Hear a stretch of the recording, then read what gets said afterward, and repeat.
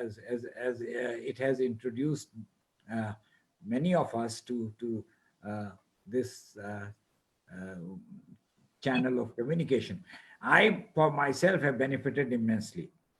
I welcome the distinguished speakers, the scholars and experts, the students and media representatives, as well as the diplomatic representatives and the foreign participants to this event. Ladies and gentlemen, the subject of our discussion today is 2 decades of Indo-US partnership, impact on strategic stability in South Asia, which needs a proper and full examination due to the many implications and ramifications that emanate from this relationship. The evolution of the partnership is perhaps one of the major geopolitical developments of the last 20 years. In my view, it goes back even a decade earlier than that. When I was in Washington in 1992, President Clinton had assumed office in his first term that year. I could hear very active discussions being made in the think tank community in Washington of starting a new relationship with India. The Carnegie Endowment brought out a monograph strongly recommending that such a step be taken by the US.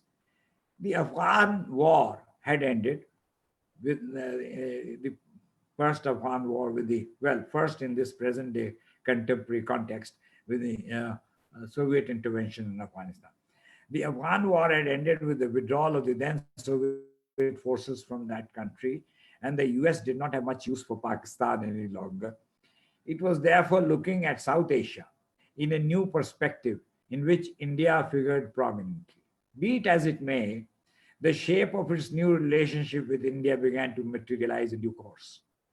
I came back to Islamabad and I saw President Clinton's much heralded visit to India take place in March 2000, during which he made a 5 hour, somewhat a controversial stop in Pakistan, which visit I handled, a very brief visit, which I handled as Assistant Foreign Secretary in the Foreign Office overseeing the Americas desk.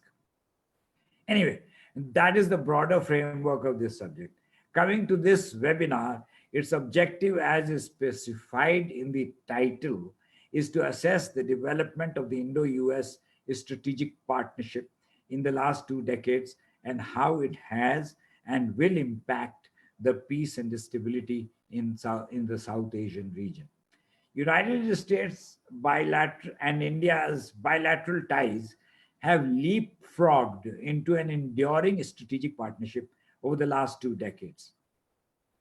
Both India and the US have their reasons to build on their strategic partnership. India sees the US as an important source of weapons and technology. It also seeks US political support, which would increase its power and influence in the region. The US, on the other hand, wants to get a big share of India's military procurement. It wants to beef up India's military might to make it a counterweight to China, and has eyes on India's huge domestic market for its own economy.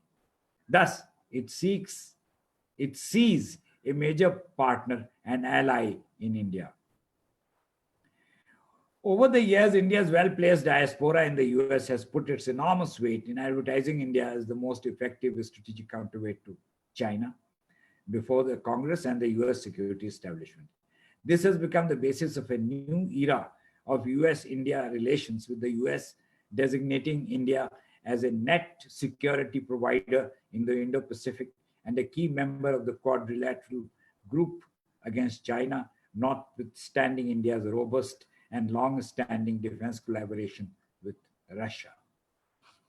The first step in forging the US-India ties was the General Security of Military Information Agreement, GSO-MIA, concluded in 2002.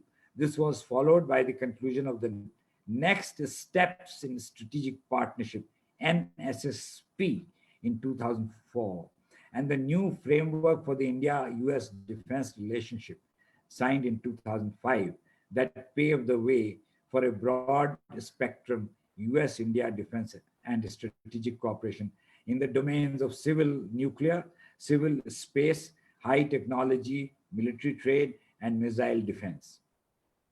The 2006 India US Civil Nuclear Cooperation Agreement, also known as the 123 Agreement, paved the way for the exceptional and unprecedented waiver to India in 2008 by the Nuclear Suppliers Group without any corresponding obligations that usually follow for any NPT signatory state.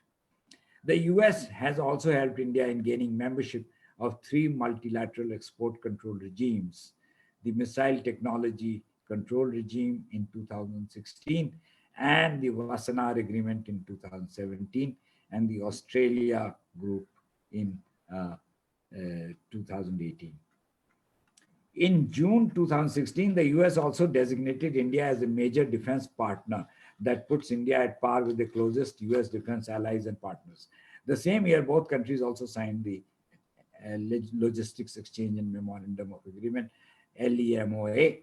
In 2018, the US and India signed the Communications Compatibility and Security Arrangement, COMCASA. These agreements have such big acronyms.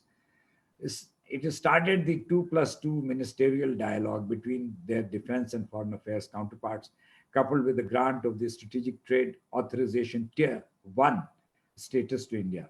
The latest of the four foundational agreements, GSOMIA, LEMOA, COMCASA, is the Basic Exchange and Cooperation Agreement, BICA, concluded last month. Since 2008, India has purchased 21 billion worth of high-tech conventional military hardware from the US alone. These agreements have coincided with the largest and most ambitious expansion in India's modernization and build-up of its armed forces. It has also made unparalleled progress in its civilian and military space programs. And it has conducted more missile tests in the past 2 months than ever before in such a short time frame. India is being propped up as a net security provider for the Indo-Pacific and South Asia in this manner. All these developments will have far-reaching and enduring implications for regional security and will grossly undermine strategic stability. Ostensibly against China, the US-India strategic partnership, as India's other strategic defense collaboration with other major arms suppliers, directly impact Pakistan's security by exacerbating existing asymmetries that are driving shifts in force postures and are fueling offensive conventional and nuclear doctrines in South Asia.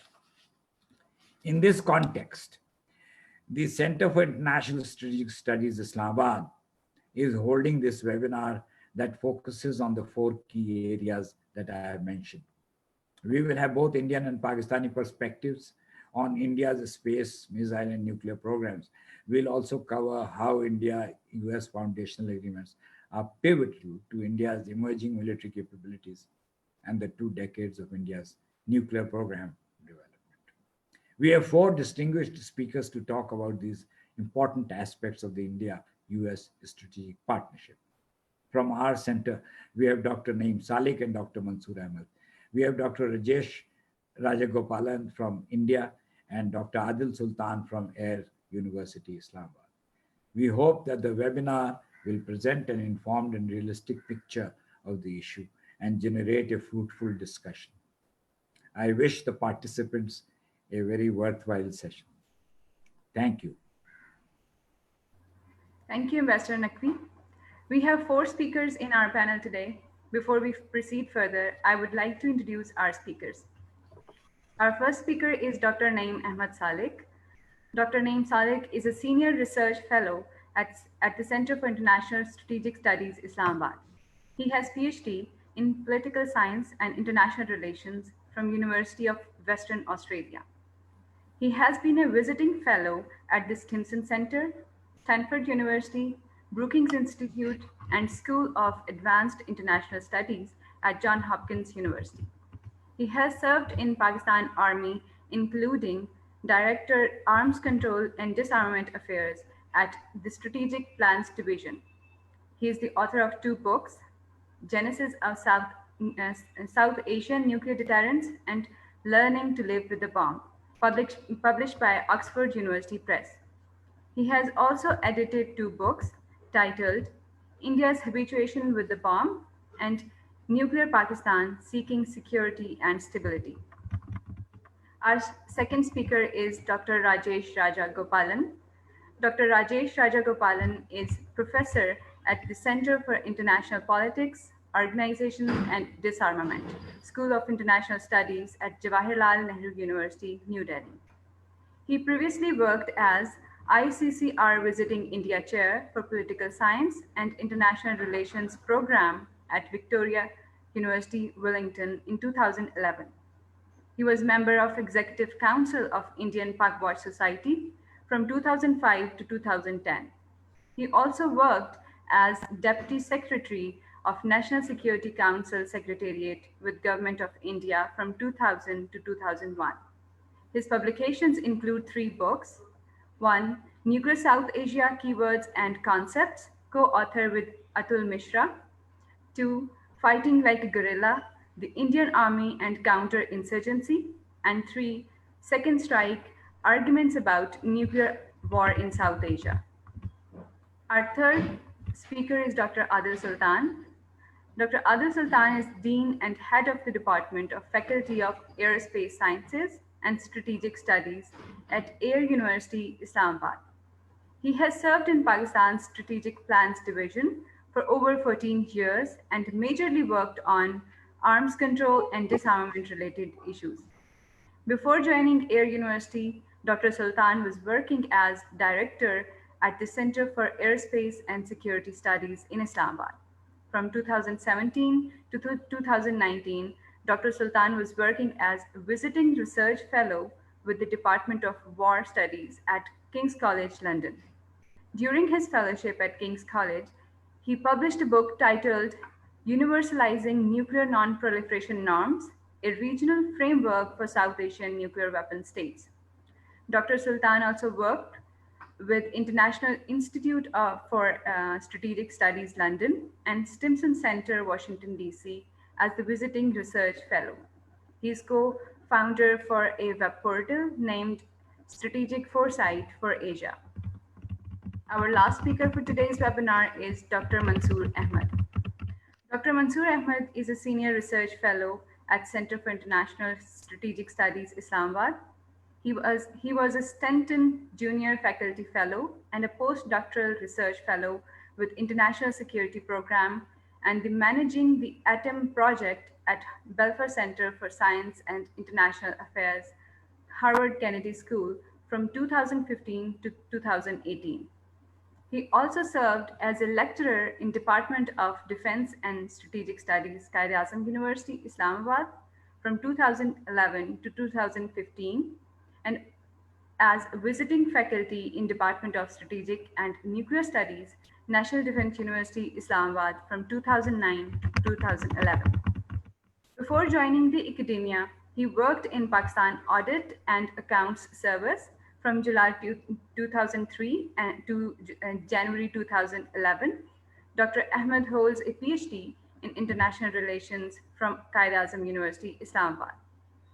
His research interests include various aspects of Pakistani and Indian nuclear programs and policies, fissile material, non-proliferation, arms control, and strategic stability issues, with specific reference to South Asia.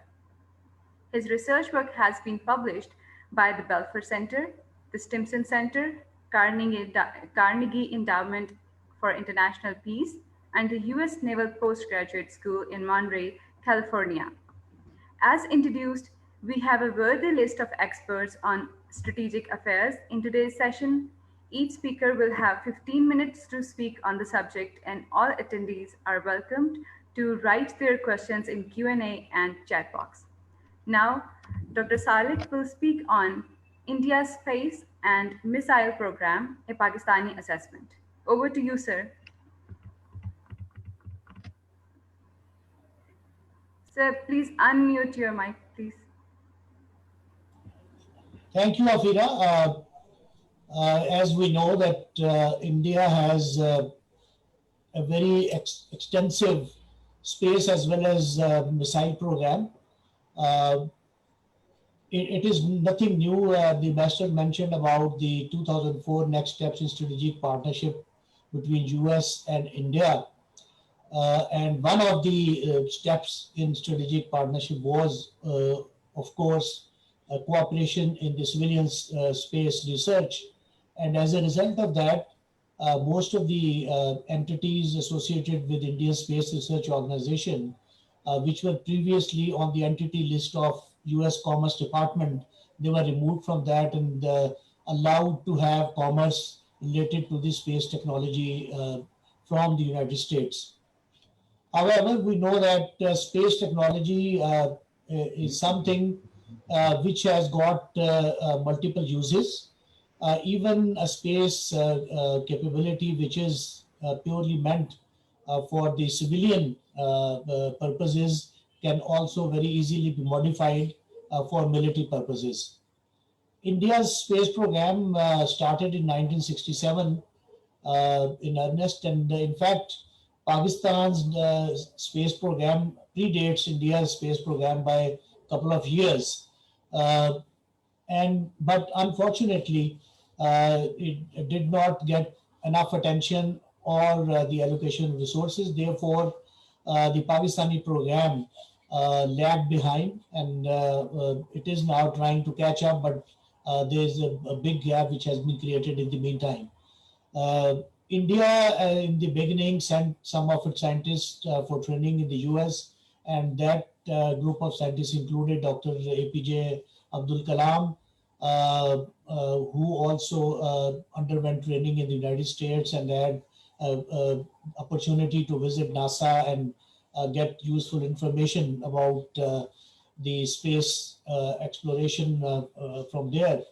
And then once he came back, he set up the Space Research Organization. But actual boost to the Indian space program was given by uh, what we know as the Sarabhai profile. This was the 10-year program, development program, announced in early 1970s by Dr. Vikram Sarabhai, who was Secretary of Indian Department of Energy and Indian a chairman of Indian Atomic Energy Commission. Uh, India, as we know, had conducted its first nuclear test in 1974. But unlike 1998, it did not declare itself as a nuclear weapon state at that time. And in my view, I think one of the major reasons, uh, other than any political or diplomatic considerations, was the reason that India did not have any appropriate delivery system for its nuclear weapons, except some old vintage camera bombers, which had a very limited range and payload capacity. But otherwise, there were no delivery systems, and that is why India refrained from declaring itself as a nuclear weapon state, because then it would have been counterproductive and could have got uh, some counter reactions from maybe China or some other countries. So it was held back.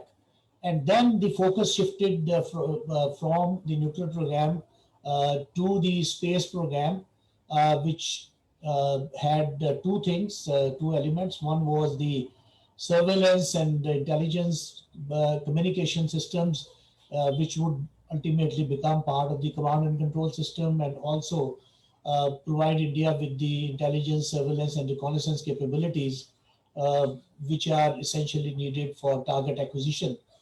Uh, it also then was linked up with the missile program, because the rocket technology, which is used for launching of satellites, is also the same, which with little modification can also be used for missile purposes.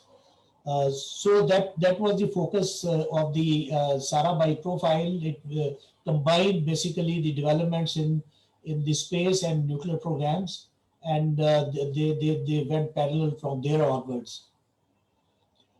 Uh, as far as the space program is concerned, India started developing the space launch vehicles SLVs, and then they augmented SLV in the early 1980s, but they had limited payload carrying capability and could not launch bigger satellites or bigger loads into space. And they were also, because of technical glitches, there were a lot of failures in those tests. And finally, both these programs, SLV and ASLV, they were discarded. And then India started the what we call the Polar Satellite Launch Vehicles (PSLV) program, and later on also the GLSV, the Geosynchronous Launch Vehicle program. Now, PSLV has been a very successful program as far as India's space program is concerned. It has a four-stage rocket, and it can carry up to 1,600 kilogram of payload into space. Basically, it is for low Earth orbits, and it has been the workhorse of India's space program. It has also been used for commercial purposes, for launching satellites for other countries.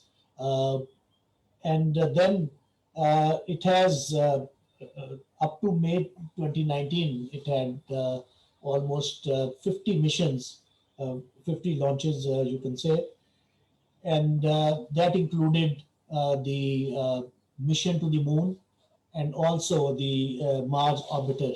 So this has been a major success story. GSLV had some teething problems in the beginning, and initially there were some unsuccessful attempts, but later on this program has also matured. Now India has the capability to launch satellites both in low Earth orbits as well as in the geosynchronous orbits. And India can boast of being the uh, country which has got the largest fleet of remote sensing and communication satellites in the Asia region, which is quite an achievement. But then to further add technical sophistication into the program, the agreement with the United States in the 2004 NSSP, what we discussed earlier also, has opened up new avenues for India to further expand its space program. And we have seen the manifestations of that in recent years. Last year, on 27th of March, India conducted its first anti-satellite test. So it joined the exclusive club of 4 countries which have tested this technology, including United States, Russia, China, and India now is the 4th member. And it is generally believed that India's anti-sat test was in response to China's similar test in 2007. And since India has got a lot of space assets, it probably felt threatened by China's capability to launch anti-satellite vehicles. So therefore, to deter any kind of offensive action against India's space assets, India also demonstrated its capability for similar kind of tests. Although this was a kinetic kill test uh, launched in controlled environment, because it hit one of India's own satellites which were launched a couple of months earlier than this test. The earlier attempt, first attempt in February 2019 was a failure, but in the March attempt succeeded. And the timing is also very important, because other than the technological imperatives, it also had a domestic political angle, because it came very close to the Indian national elections, which were to be held in May 2019. Uh, Obviously, the ruling party gained political dividends out of the success of this test. However, there are other means, as people say, that the kinetic kill capability is now an old technology, and the latest now thinking is to particularly to avoid causing space debris, which can cause dangers for the other satellites which are moving in close by orbits. Now the focus is shifting towards laser and other electronic means to jam the satellite signals. But as I said, India has now extensive space capability, and it's growing day by day. So it has got a variety of capabilities for communication, for remote sensing. It has recently launched the Cartosat 1 and 2, which have got very good resolution. Cartosat 1 had about 3 meters or so of resolution, and Cartosat 2 has about 1 meter resolution, which are very useful for military purposes and can provide real-time surveillance of any movement of Pakistan or Chinese strategic forces. So this was the space program, and obviously, once you have the capability to launch PSLVs and GSLVs, then it is not very difficult to convert that capability into some kind of ICBM or intermediate range missile capability. So these are complementary. Similarly, we have seen that India had started its ballistic missile defense program in the mid 1990s, uh, and part of that program, the Prithvi Air Defense System, which was one of the interceptors of the BMD program, was modified and used as the anti-SAT weapon. So there is a complementarity of systems which can be transferred. Technology can be modified and transferred from one to the other, from space to the BMD, from space to the missile program as well. As far as India's missile program is concerned, initially it began with the reverse engineering of the Russian origin surface to air missile SA-2, and this was converted into Prithvi missile. It was a liquid fuel missile with a range of 150 kilometers. The testing of that missile started in 1988, and in 1989, the Indians tested the intermediate range missile Agni, which was a 1500 kilometer range two-stage missile with one liquid fuel and one solid fuel stage. Although this wasn't a very successful experiment, the first test was successful, but then the subsequent two tests were failure, and then this program was frozen uh, until 1989, once the program was resumed. Uh, India has also shown ambitions of by announcing that it is going to send a manned mission to moon in 2022, coinciding with the 75th Independence Day of India. It has established a defense space agency, and it is in the process of setting up a defense space research organization similar to something the space version of the DRDO. It is also planning for some time to establish an aerospace command, which will probably be under the aegis of the Indian Air Force, and that will be a center which will control the data communication and intelligence data being provided by all satellites, particularly with those with the military applications.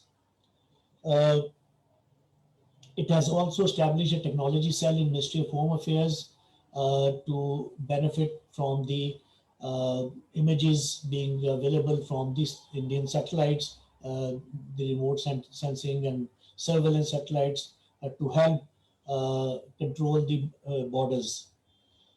India, besides the United States, India has also got cooperation in the space field from Australia, Japan, and France.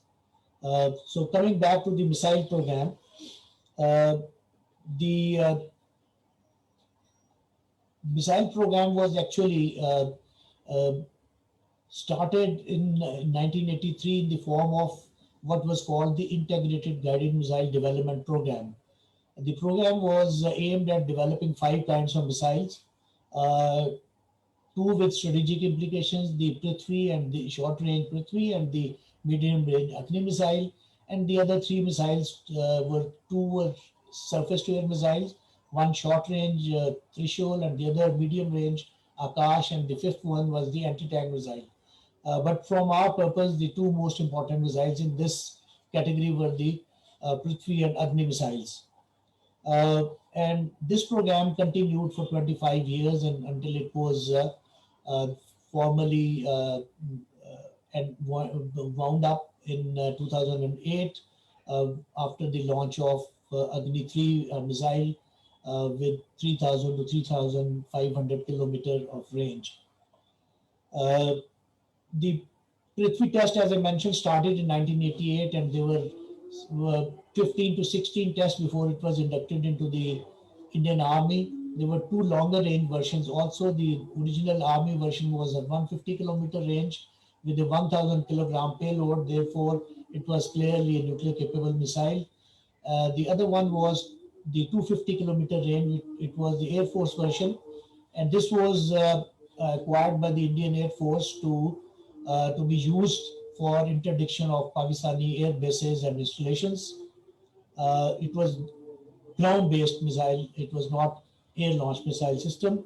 The third one was the uh, Dhanush or the Prithvi 3 missile, which is with a range of 350 kilometers. This was the naval version. Again, a unique experiment because generally on the naval platforms, cruise missiles are employed because the thrust of the ballistic missile launch can crash the top deck of the ships. So therefore, they have to be reinforced before these can be used for this purpose. So the specially designed and reinforced decks of the ships were prepared for this kind of missile launch.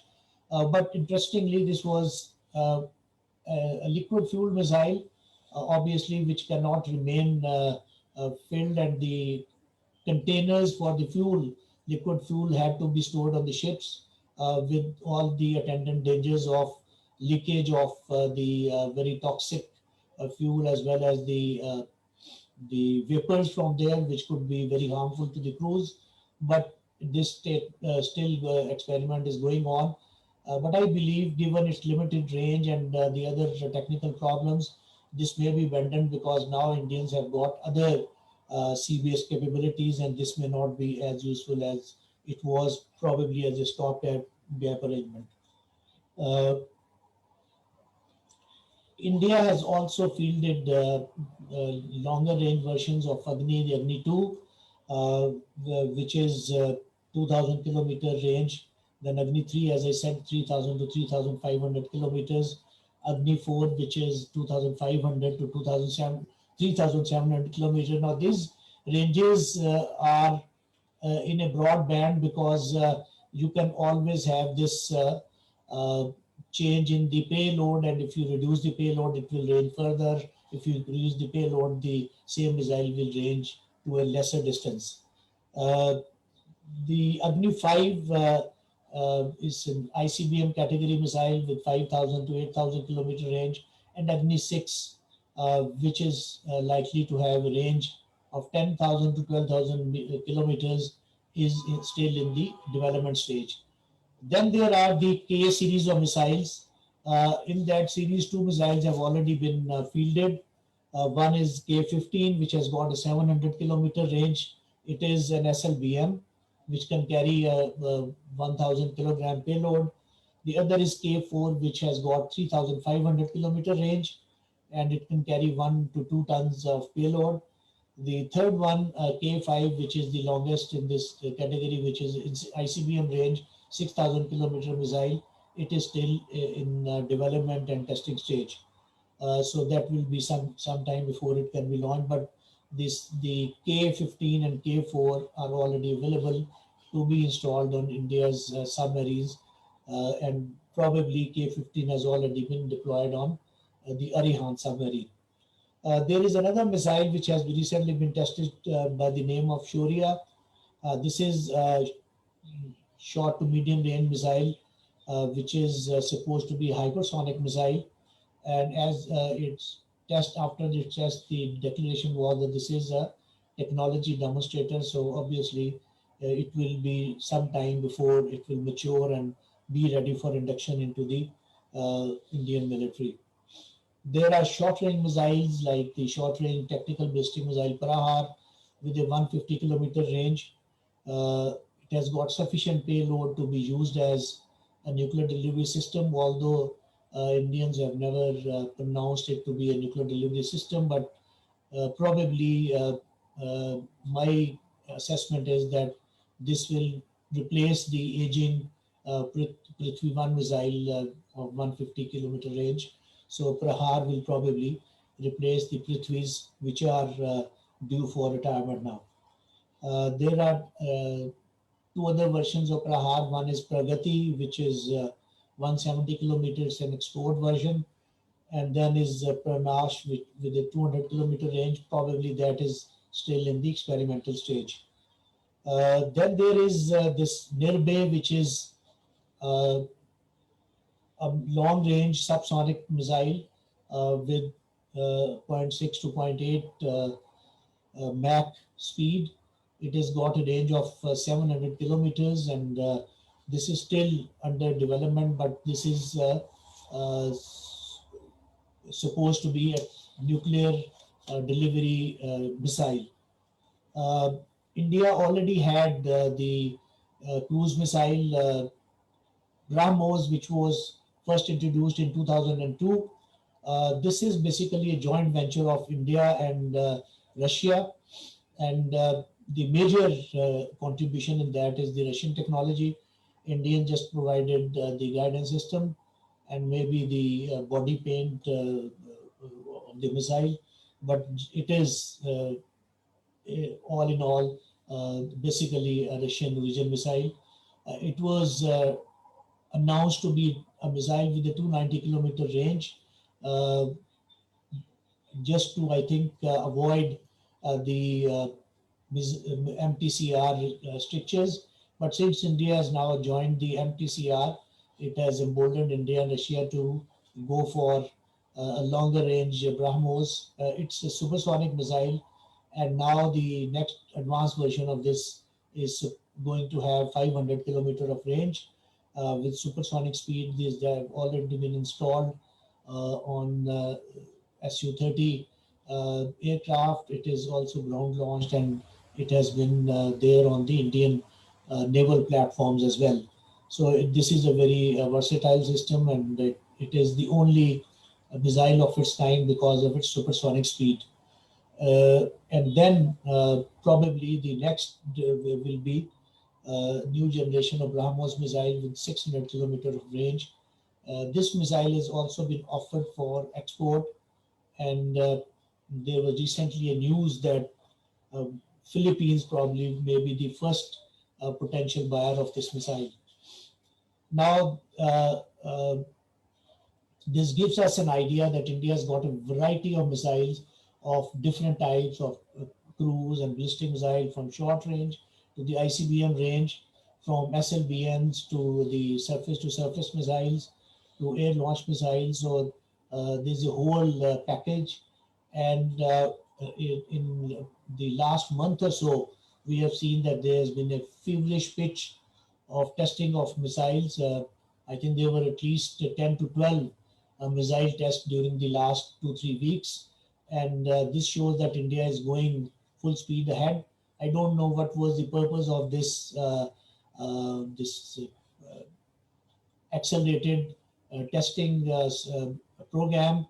Maybe the background was the ongoing tensions with China in Ladakh region, and probably was meant to send some messages to China. It was we all know that missile tests are also one of the means of signaling. So this could well be signaling to China, but it also shows that newer systems are also being introduced and being tested, uh, including one system which was supposed to be a hypersonic system to carry and launch a torpedo at 650 kilometers range. So that had maritime capability. So it shows the newer areas in which the Indian missile program is going. And finally, just briefly about India's BMD program. We started in the mid 1990s, and the first test was carried out in 2006, and then there have been subsequent follow-on tests. It has got two kind of interceptors. One is the Prithvi Air Defense Interceptor, which is high altitude interceptor, which is in the higher altitude of the Earth's atmosphere from 80 to 100 kilometers, probably just staying outside the space, and uh, that makes it an endo-atmospheric interceptor. The other one is the advanced or Ashwin air defense system, that is a low altitude, 20 to 40 kilometer altitude missile, which is just to intercept the incoming missile at the very last stages of its re-entry. The third major system which India has signed a deal with Russia is the S-400 missile system, which is basically an air defense system with some inherent potential for missile defense also, but given its uh, longest range missile, which had got a slant range of 400 kilometers, but only 30 kilometer altitude. It shows that it may be good enough against short range missiles or the very final stages of incoming missiles. At that time, I think that's a very narrow window to attempt a missile interception, but it has some potential, although its capabilities have been anticipated and it is yet to be tested in actual battle conditions. So its performance is yet to be determined. It has not been tested anywhere in the world as yet, unlike S-300 and other Russian systems. India has also got some support in the missile defense program from the US since its support of the NMD program in May 2001. The Indians have been invited to witness the missile defense test in US. They have also attended tabletop exercises, and they have got some insight into the BMD technology. There is some cooperation there. The US even offered to sell the Patriot 2 system to India, but Indians probably prefer to have Patriot 3, or the Arrow system from Israel, which again was not cleared by the US. But then India has acquired Arrow associated green pine radar from Israel. It has also developed swordfish radar to support its BMD program with the assistance from France and Israel. And there is also continuous support from the Russians. So this is, I think, in this short time, I have tried to give you a very quick overview of the extent of India's space and missile program, which has been very extensive and obviously requires a much greater time to explain all the technical details. But suffice it to say that India is one of the select countries in the world which have got this vast capability. Uh, there is always, remember that although some Indian analysts always mention the missile threat from Pakistan and China as the main motivating source for India's burgeoning missile program, uh, but it has to be remembered that India's missile program predates Pakistan's missile program, and Pakistan had also at one stage offered a zero missile regime during Benazir's first government, but Indians did not take up that proposal.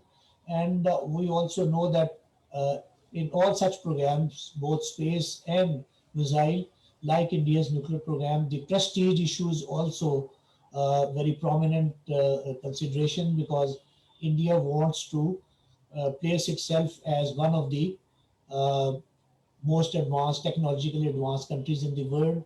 And in many Indian analysts argue that these kind of technological capabilities would improve India's credentials to sit on the international high table, and so that it could have a effective voice in deciding on the international policies on these issues. So I end here, and I'll take up any questions once we come over to the question answer session. Thank you. Thank you, Dr. Saleh, for your very comprehensive presentation. Now, I will request our second speaker, Dr. Rajesh Rajagopalan. Dr. Rajesh will give his views on India's missiles and nuclear program and Indian perspective. Over to you, sir. Thank you. Let me begin by thanking CISS and Ambassador Naqvi for inviting me to this meeting. Since we're talking about strategic stability, I'll try and make about 5 or 6 points broadly about strategic stability in the region and how India's missile and nuclear programs fit within that and what the impact is specifically in terms of the US-India strategic partnership that has been developing over the last 2 decades. So I would argue that strategic stability is a function of two factors, both capabilities that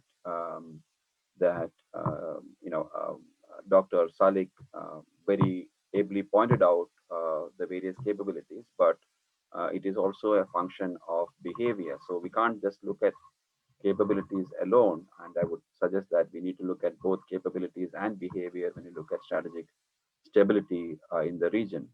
Now, these are not unrelated, obviously. Capabilities can limit or encourage certain behavior, and that can, but behavior can also, especially presumed aggressiveness of adversaries, so on and so forth, can also drive capabilities, drive the desire to acquire particular capabilities. So we have to look at both, in other words, and behavior is an important driver of strategic stability. And this is not something new because we have a significant amount of literature going back to Stephen Wald's examination of balance of threat, and balance of threat. Obviously, when he talks about threat encompasses both capability or relative power, but also perception of threat. But perception of threat is potentially based on the behavior of other countries, of potential adversaries, and so on. And there is a not just Steve Wald, but there is also a significant amount of subsequent literature that looks at the impact of behavior on actual relations and on a variety of areas, but definitely on strategic stability also that behavior would matter. So I'm not suggesting that capabilities don't matter, but capabilities matter, relative capabilities matter. Strength and weaknesses is an important factor for strategic stability, because weakness, of course, can lead to insecurity, and relative weakness can lead to insecurity, and insecurity is obviously an important driver of state behavior. So that part I'm not ignoring, but I would suggest that we need to look at both capabilities and behavior. So I'll briefly talk about behavior, and then I'll sort of come to the specifics of Indian capabilities and the impact that the US-India strategic partnership has had on Indian capabilities. The first, when we talk about strategic stability in South Asia, we have to talk about a key factor, which is that most of the crisis over the last 2 decades has been the consequence of various incidents, terrorist incidents that India blames on Pakistan, that clearly Pakistan has used terror as a strategy, that which becomes an important, which has been an important problem when we look at strategic stability. I mean, we are obviously we are this is the anniversary of the 2008 Mumbai terror attack.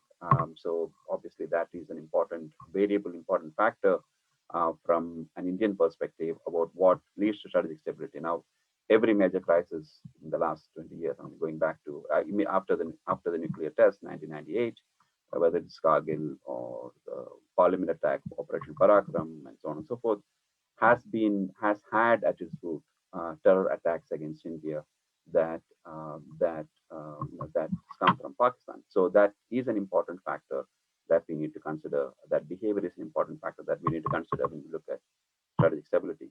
Now, Paul Kapoor has an excellent book on jihad as grand strategy, where he's shown that using terror as a strategy has brought some benefits to Pakistan. In terms of it being an asymmetric capability, particularly for a weaker country.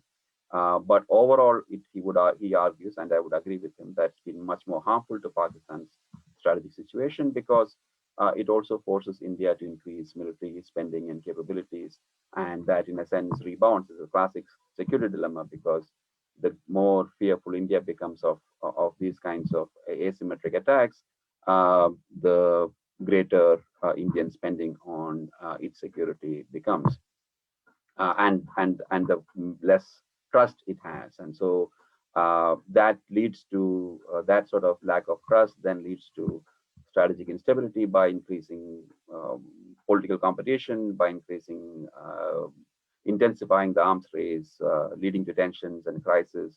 And so we have a whole history of the last 2 decades. I don't think we need to go into that, but that illustrates that factor very, very clearly. So in a sense, we can't ignore that part of strategic stability. The other side of the equation is, of course, capabilities, as Dr. Salik correctly pointed out. Capabilities, if you look at Indian capabilities, but specifically its nuclear and missile capabilities, I would broadly argue that Indian capabilities have actually grown very slowly. It is true that India has a large missile program, or but when you talk about all the way from Prithvi to Agni and whatnot, that is obviously legacy programs, and so it's been over. It's been IGMTP started in the mid 80s, so it's been about close to 4 decades since that program started. Even though now it is finished, but it's been a very, very long program, and so obviously a number of missiles and missile capabilities have sort of been part of that. So 5 quick points that I'll make on this, since given the limited amount of time. The first point that I would say is that to the extent that US-India strategic partnership has affected India's missile and nuclear capabilities, it has actually limited Indian capabilities. And 2 parts to this argument. One is that the US-India strategic partnership itself has grown. I mean, there is no two ways about it. India and US have expanded their strategic partnership, primarily driven by Chinese aggression, as well as China's rise. I and others in India have argued that it should have, the US-India partnership should have gone faster and should have gone closer. I mean, but it is what it is, and so that relationship has clearly become fairly solid, even though, like me, me and a lot of others were not entirely satisfied at the state of the relationship. We think it should be even closer. So, but the second part of that, so the first part in terms of the closeness, growing closeness, there is no doubt, there is no question about it. The second part, in terms of its effect on strategic stability, I would argue that's generally been positive, because India has wanted closer ties and benefits from the United States. India did not want to hurt that prospect by worrying the United States with a large nuclear program or a large missile program. So India has been very concerned since 1998 about presenting itself as a responsible nuclear actor. And so if you look at the 1999 draft nuclear doctrine, the draft nuclear doctrine talked about triad, and that immediately caused concern in the United States about India's plans, and therefore the draft nuclear doctrine remained a draft. I mean, it was the Indian government disowned it, even though, of course, ultimately we did build a triad. But the point is that my point is simply that it was India has been very concerned about giving an impression of having a large nuclear or missile program. So India similarly has politically limited missile testing and development, again, because it was seen as potentially damaging at various points. And India's DRDO and other organizations have complained about the fact that they are not being allowed to test. So the most recent series of tests that both Dr. Salik and Dr. Ambassador Naqvi pointed out is actually an illustration of that part, that it seems to have slightly removed that political restrictions on these tests, and so we have lot many more tests over the last 2 months. So but that also indicates that there has been a lot of political control over those threats. So, in a sense, the point I'm making is that the U.S.-India strategic partnership has actually led to a limitation in terms of Indian capabilities rather than encourage further Indian capabilities. The second point that I'd make is that the growth in India's nuclear arsenals, warheads, particularly in terms of the missile, not missile, but the nuclear warheads capabilities, have been extremely slow, steady, but very, very slow. By all open source calculations, um, um, India actually has a smaller number of nuclear warheads than even Pakistan. I say even Pakistan, not because Pakistan is, only because Pakistan obviously is a smaller country, only faces, only has India as its primary adversary, whereas India has both Pakistan and China. Though despite that, India has actually smaller number of nuclear warheads, and India does have larger reserve of missile stocks, but this is the expectation is that this is being kept for India's fast breeder reactors, and therefore it won't be available for warheads. I mean, of course, it can be if India needs to be. Obviously, it can, but it is India has not built the number of warheads that it that that Pakistan has, for example, and that smaller number is particularly surprising because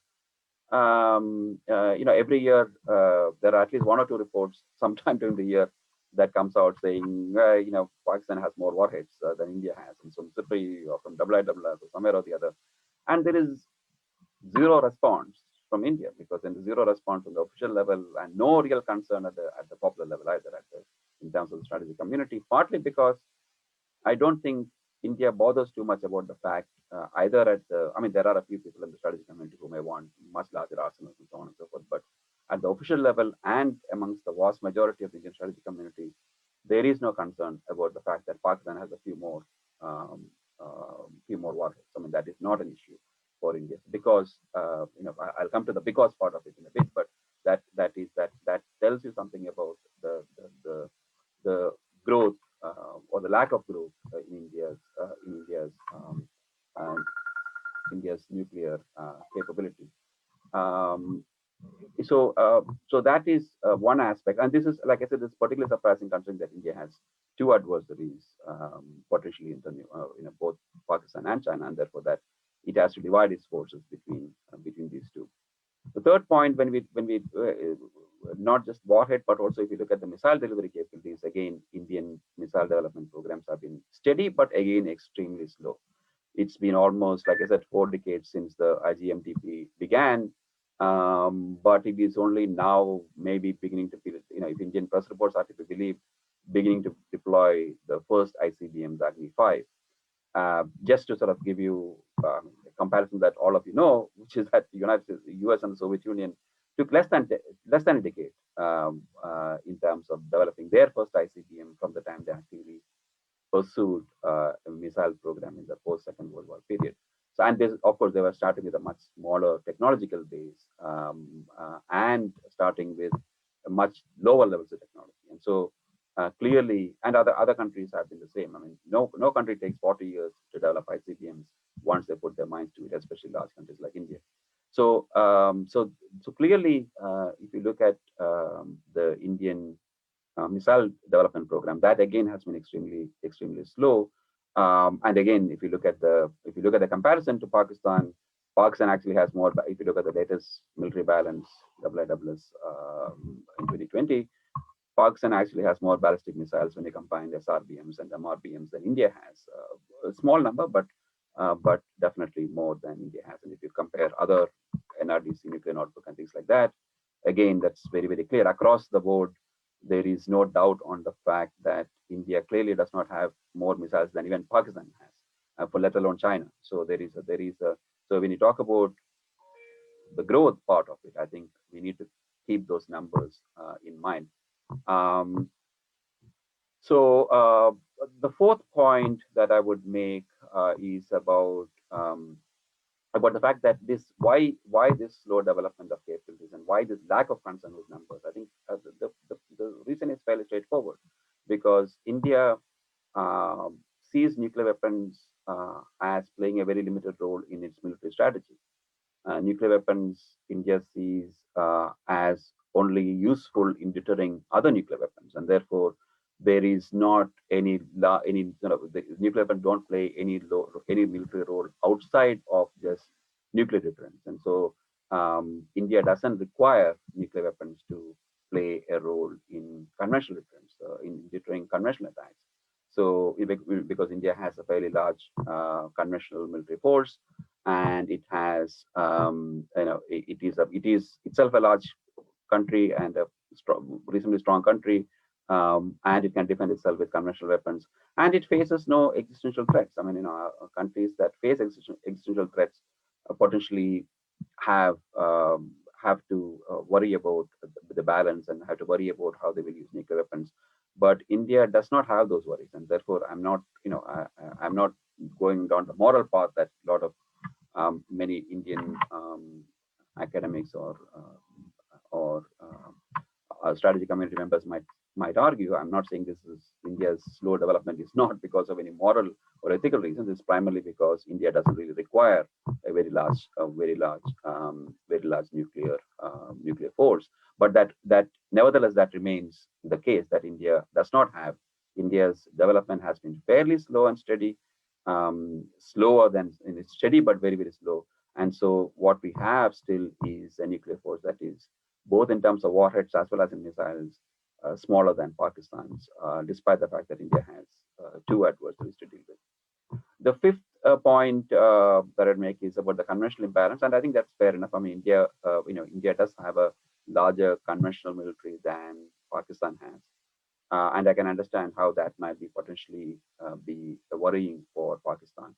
But it also has to be kept in mind that India does have, again,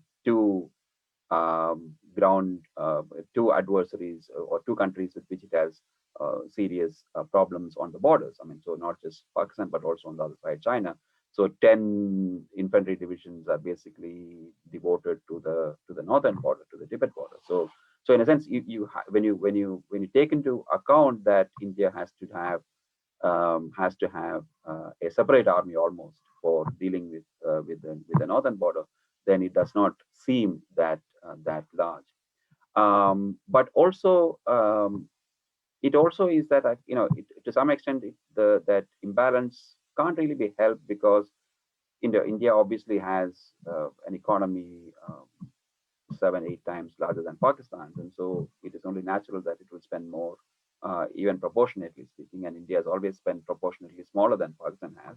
Again, for understandable reasons. I'm not saying that this is a great mystery, but the point is that that does bring in India a larger, helps India build a larger military force, and allows India to have a much larger force despite a smaller proportion of money being spent. But it's also that, I mean, India faced the same problem of imbalance with China, but Indian response to China has been primarily been defensive, not offensive. And so, we've attempted to build political, diplomatic, economic, and even military links. We've had military exercises until last year with China, all in an effort to build that strategic stability, even on the other side, not just with Pakistan, but on the other side. That the fact that obviously the last few months demonstrates that none of that effort has succeeded. Notwithstanding, I think the point is that strategic stability does require more. Even when you have an imbalance, engaging in rather offensive operations, or not operations, but offensive sort of strategies doesn't really help. So what India's response to that same sort of imbalance that Pakistan has vis-a-vis India has been more defensive rather than offensive, and its failure is not really does not really obviate that part. A final point is in terms of where does this all go? What of the future? How will India be able to develop? I mean, I know there have been arguments from some good friends in the US about India moving towards counterforce and things like that. But I wrote a fairly, not sort of toot my own horn, but I wrote a fairly long rebuttal to that argument about India's counterforce. I mean, I find it difficult to believe that India will go down the path of counterforce, considering that India has a smaller arsenal than Pakistan has. So it makes no sense. I mean, to have a counterforce doctrine would require India to have a nuclear force that is several times Pakistan's size, in terms of the size of the nuclear force at least. So I don't expect, I would expect that India's nuclear and missile development will continue, that it would continue to grow. For the simple reason that even 20 years after the 1998 nuclear test and close to 40 years after the IGBMD started, we are just now beginning to deploy the first missile that is potentially capable of targeting a significant chunk of China. And even that, depending on the range, I know there are problems, the questions about range and whatnot, but we probably need to have a missile with an even longer range to be able to cover all of Chinese territory from southern India. We can't obviously put it, as some have suggested, putting it in Assam is not really particularly sensible.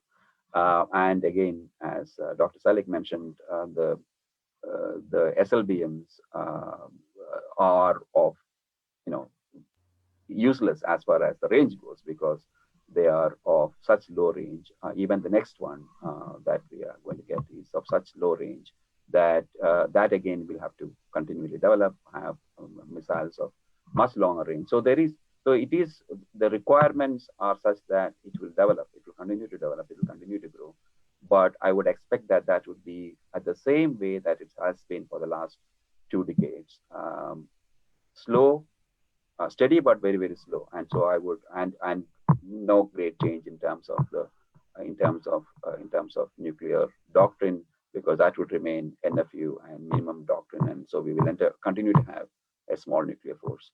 Let me stop here. I'm happy to sort of take questions in the discussion. Thank you. Thank you, Dr. Rajesh. Now I would like to invite our third speaker, Dr. Adil Sultan, to speak on the US-India Foundational Agreements and India's emerging capabilities. Over to you, sir. Thank you very much, Afira. Thank you to CISS team and Ambassador Naqvi especially, sir. You are providing opportunity to meet us through virtual socializing. I think these are very important events. More importantly, these are good, as we were discussing before we started the session, it is very beneficial for the students who want to benefit from these, because the class learning or teaching has become really challenging in these times. So these webinars are very useful. I was tempted to respond to Dr. Rajesh, some of the assertions like India has a much smaller nuclear inventory and still India is not worried about Pakistan's nuclear capability, but I'll leave it to Dr. Mansoor. Probably he will be addressing those issues. And since we have limited time left, so I'll focus on my topic, which was allotted, the India-US Foundational Agreements and India's emerging capabilities. India and US have recently signed this Basic Exchange and Cooperation Agreement, BICA, that is generally known during the recently concluded 2+2 dialogue, which is the last of the 4 foundational agreements that will enable India to access information gathered from the US satellites and use the advanced navigational aids on the US supplied platforms. The other 3 agreements that India has signed with the US include General Security of Military Information Agreement, and that was signed in 2002, Logistics Exchange Memorandum Agreement LIMOA in 2016, and Communication Compatibility and Security Arrangement, generally known as COMCASA, in 2018. These agreements, together with the growing strategic partnership between the 2 countries, is likely to significantly enhance India's military potential. India claims that this buildup is necessary to counter the perceived Chinese threat and to fight a 2-front war with both Pakistan and China. India, however, is unlikely to embroil itself in a major military conflict with China, as was evident from the recent Ladakh skirmishes, which leaves the only possibility of India's military potential being used against its principal adversary, that is Pakistan, in a future military crisis. It is therefore not difficult to comprehend why Pakistan has signaled its discomfort when India and United States signed BICA agreement recently, which would help improve India's military situational awareness and preparedness for planning precision strikes against Pakistan. These concerns become more relevant keeping in view India's evolving posture of preemptive counterforce strikes.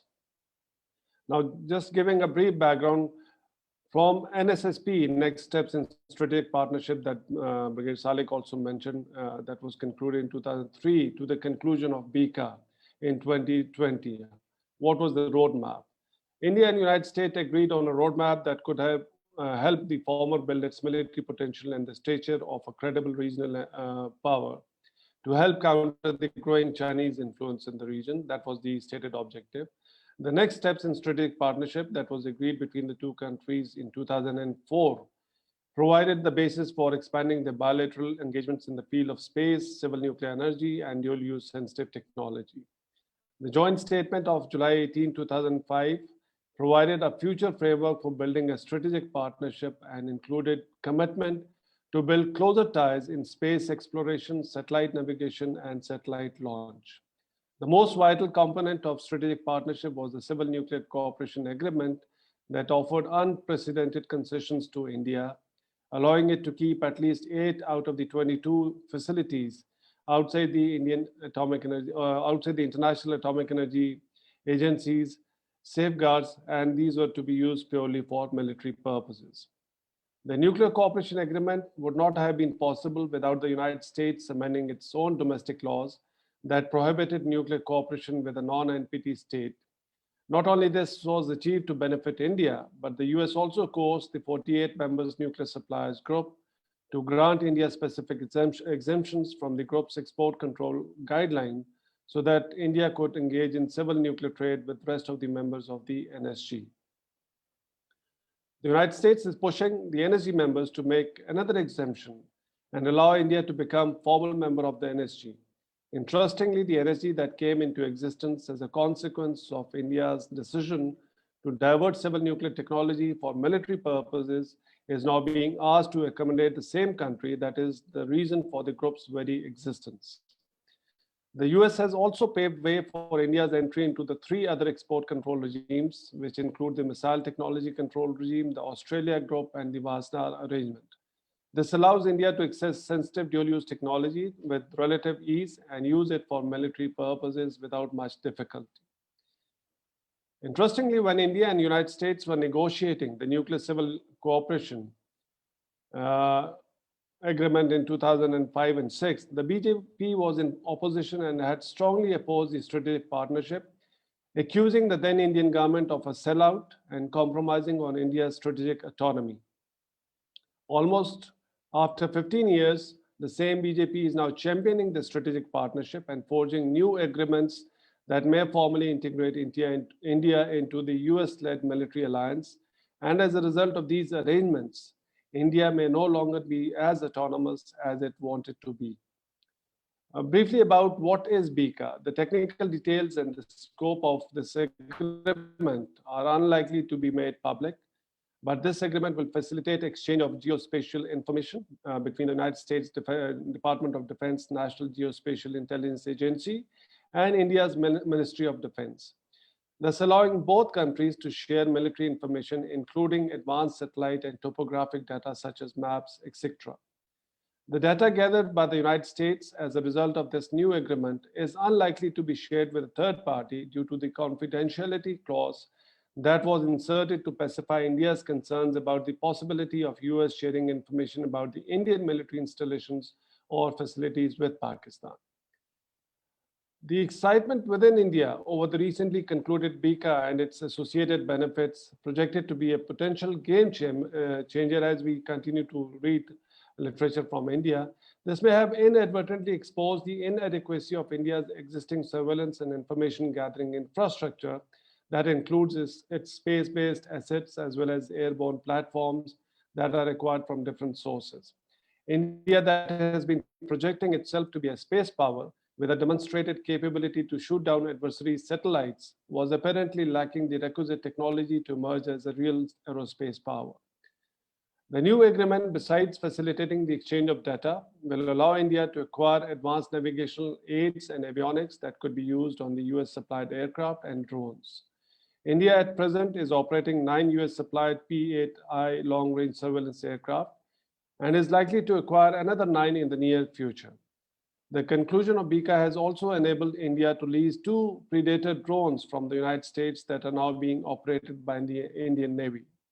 These drones could also be used along the line of control to gather geospatial data and to plan precision strikes inside Pakistan.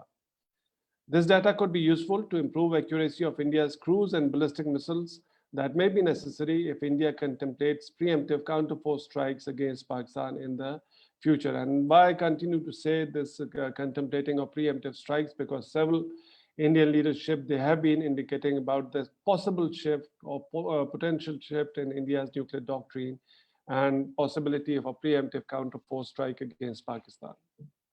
Now, what are the implications for the region?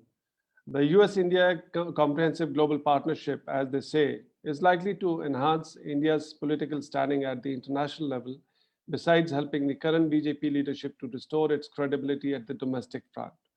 And why I say credibility, what we saw during 2019 crisis and during the recent skirmishes at the LSE also, BJP's credibility has been questioned the way they were projecting or flaunting against Pakistan. So besides signing the 4 foundational agreements, India and United States have also agreed to review their bilateral military-to-military engagements, which would include holding of joint military exercises, training, and expert exchanges. These developments are being viewed with concern by India's neighbors. China has already dismissed these efforts as a show-off and an effort to intimidate China, whereas Pakistan sees these developments as a threat to regional stability and which needs to be countered to ensure strategic stability in the region. India has also recently tested hypersonic technology demonstrator vehicle, HTDV, that would be able to carry hypersonic cruise missiles with speeds more than Mach 7 and hit the targets with greater accuracy. Hypersonic weapons, due to their short flight time, could also be useful against mobile launchers such as the Nasr missile system that Pakistan is likely to employ as part of its full spectrum deterrence posture to deter India's limited warfighting doctrine of cold start or proactive operation strategy. India can also utilize the information acquired from the US satellites and other surveillance equipment as a result of new arrangements for its drone strikes across the LOC or inside mainland Pakistan. This could be used to help reduce the risk of a manned aerial surgical strikes without putting the credibility of its air force at risk, as was evident in 2019 Balakot crisis. Now, what are the options for Pakistan? Notwithstanding the adverse implications of the growing India-US strategic partnership on the regional stability, this should not be seen as a zero-sum game. Pakistan must resist the temptations and should not signal that it is willing to join any anti-US alliance to address its India-specific threat perceptions, mainly for 2 reasons. One, the new Cold War, if at all we label it as a new Cold War, is unlikely to be similar to what we saw as a result of Soviet-US military alliances. And secondly, neither the United States is going to fight a war with China on behalf of India, nor China would like to engage in a military conflict with India or the United States on behalf of Pakistan. Pakistan therefore should continue to evaluate its India-specific threat perception and take measures that could ensure the credibility of its deterrence posture to help prevent a major conflict with India. Pakistan's full spectrum deterrence posture so far has helped achieve this objective, but India's growing space-based capabilities, together with its evolving doctrinal thinking, which includes the possibility of counter-force strike, may push Pakistan to review its security perception vis-a-vis India. By testing an anti-satellite weapon, India has already demonstrated its military prowess in the space. In response, Pakistan would need to develop options that may not necessarily be in the form of developing a matching capability in the short term, but in the long term, definitely this aspect has to be thought. But what Pakistan needs to do is, whatever the threat perceptions it feels, it needs to take what actions are immediately required to balance that. But this would require resources and access to technologies that are not readily available for countries like Pakistan, mainly for political reasons. To arrest the growing gap in the space domain, Pakistan could also explore expanding its space cooperation with China. Both Pakistan and China are already working on their 8-year plan between China National Space Administration and Space and Upper Atmosphere Research Commission, that is SPARCO, from Pakistan. As part of this arrangement, China is committed to launch communications and Earth observation satellites for Pakistan. This cooperation, nevertheless, needs to be further expanded, focusing more on the civilian applications so as to bridge the gap as early as possible. Since the developments in the civilian sphere outpace the military developments around the globe, and also keeping into consideration the fact that technologically advanced countries like the United States are outsourcing their projects to tech giants instead of establishing their military focused infrastructure, it is imperative that Pakistan should also focus on more civilian applications of space technology, which would invariably have associated military dividends. Finally, while the new US administration is unlikely to fundamentally alter its approach towards China and India, but it is expected that it will not be as unpredictable as the previous one and would be relatively more sensitive to the impact of growing military imbalance in the region. Pakistan must therefore continue to remain engaged with the new US administration and continue to highlight the negative implications of the growing India-US military collaboration on the regional stability. Since the US will be equally held responsible if India, emboldened by its enhanced military capabilities, decides to launch a military offensive against Pakistan to achieve its limited political objectives. Thank you very much, and I'll be happy to answer the question during discussion session. Thank you. Thank you, Dr. Adil. Before I invite our next speaker, I would like to ask our attendees to write their questions in question and answer or chat box. Now, our fourth speaker is Dr. Mansoor Ahmed, who will speak on 2 decades of India's nuclear buildup. Over to you, Dr. Mansoor. Thank you very much. I'll be speaking on the status of India's nuclear weapons program as it has developed over the past 2 decades. I've always been a proponent of the fact that capabilities lead to intentions, and those capabilities need to be factored in the planning of adversaries. Over the past 2 decades, India has silently undergone a latent nuclear revolution, particularly in terms of latent nuclear capabilities, in the full range of nuclear fuel cycle activities outside the safeguards of the International Atomic Energy Agency. I'm glad that Dr. Rajesh mentioned the point regarding India having fewer warheads than Pakistan, and I'll be addressing that in my talk today as well. India's program around 1998 was truly a modest program compared to what it is today, as was Pakistan's. And both countries over the past 20 years have not only operationalized their strategic nuclear capabilities, but have expanded their fissile material production capacities and stockpiles also. But having said that, there exists a huge asymmetry which is growing and is likely to grow in the near future. India's program is unique in the world because its strategic capabilities primarily are a product of its dual use nuclear energy program, basically. And the fact remains that India has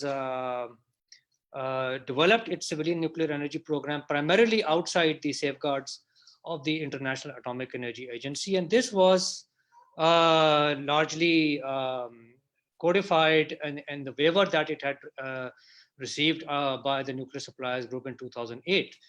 And the principles of separation of civil and military facilities as agreed by the IAEA after the India-US deal clearly stated that any nuclear plant or facility in India's program that had a linkage with its strategic weapons capabilities would be placed outside safeguards, whether they were stockpiles or whether they were reactor programs. And that is exactly why India kept much of its breeder program, all of its breeder program, 8 power reactors, heavy water power reactors outside safeguards. It's an enrichment program and other fuel cycle facilities.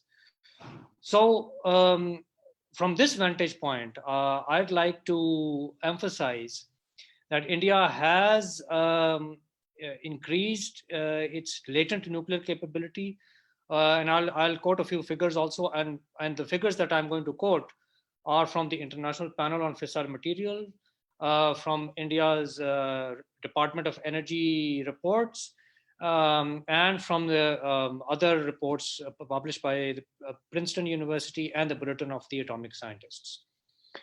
So let's start with India's plutonium production in the dedicated production reactors. India has traditionally produced weapons-grade plutonium in two reactors, the 100 megawatt Dhruva 1 and the 40 megawatt CISS reactor, which was shut down around in 2010. Now, the fact is that India, while it shut down the CISS reactor, it is already in the process of adding another 125 megawatt production reactor and a 35 megawatt research reactor dedicated to producing weapons grade plutonium. These two additional reactors will be come online during the current decade. And most of the estimates on India's nuclear warhead equivalent or warhead potential stems from its stockpile of weapons grade plutonium. Now, very interestingly, India has a very large stockpile of civil plutonium outside safeguards, also known as reactor grade plutonium, produced in its indigenous heavy water power reactors, especially the 8 power reactors that have been kept outside safeguards. Now, this material is very much weapon usable. And India has claimed to have conducted at least one test in 1998 using this material. The other point that I'd like to emphasize is that this is high quality reactor grade plutonium. Unlike the reactor grade plutonium produced in other civilian nuclear power plants, such as light water reactors. The reason being that Indian pressurized heavy water reactors operate at around 6,700 megawatt days per ton burn up, and light water reactors that use highly enriched uranium as fuel, or low enriched uranium as fuel rather, they operate at more 30,000 plus megawatt days per ton. So the plutonium produced in India's power reactors, especially the heavy water power reactors, is closer to weapon grades compared to the light water reactors in other countries. The other point is that the capacity factors and the of these reactors have been quite low for much of their operating histories. In addition to that, the other point is that India has been stockpiling this reservoir of civil plutonium outside safeguards in its heavy water power reactors, ostensibly to fuel a breeder program. Now, so far, over the past 15 years, India has failed to commission its first prototype 500 megawatt prototype fast breeder reactor. It has suffered delays of about eight times over the past 15 years. And very interestingly, in March 2018, in response to a query, the Indian Department of Atomic Energy submitted a detailed reply in India's lower house of parliament, the Lok Sabha, in which it stated that that India's Department of Atomic Energy was only aiming at commissioning the first prototype fast breeder reactor, and the other planned reactors, India originally had 5 to 6 planned reactors, may be built later on. Earlier, it was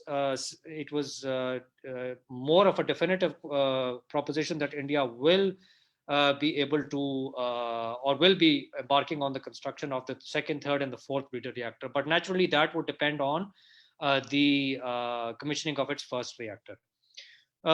So in the absence of the breeder, and India has already fabricated the 2 tons of fuel required for its breeder program. While it has been adding its capacity in the fuel cycle, in the front end of the fuel cycle, it is also increasing the size and efficiency of its fuel reprocessing program. And that fuel reprocessing program has a direct linkage with its breeder program and the stockpile that it has been, which is designated as a strategic reserve. The stockpile that I'm talking about is the civilian plutonium, the reactor grade plutonium that has been produced in India's indigenous heavy water power reactors and that strategic stockpile of this civil plutonium has been designated by the Indian government as a strategic reserve. That is why it was kept along with the breeder program outside the safeguards of the IAEA. And while all this has been going on, India is increasing the size and efficiency of its reprocessing capability, which is required to separate or reprocess the plutonium from its spent fuel. And I'll just give a rundown of the figures of the stockpiles and the capacities in a while.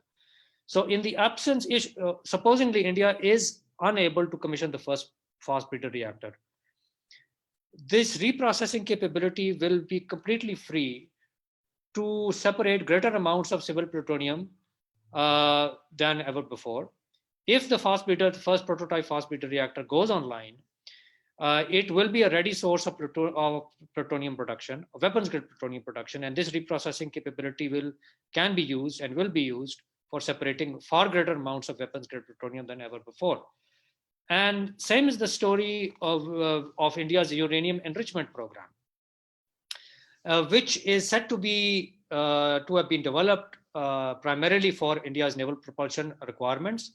But IHS Janes released a report a couple of years ago in which it said that India was expanding its centrifuge enrichment program that would give it the capacity to produce highly enriched uranium, even up to weapon grade levels, far in excess of its nuclear propulsion program.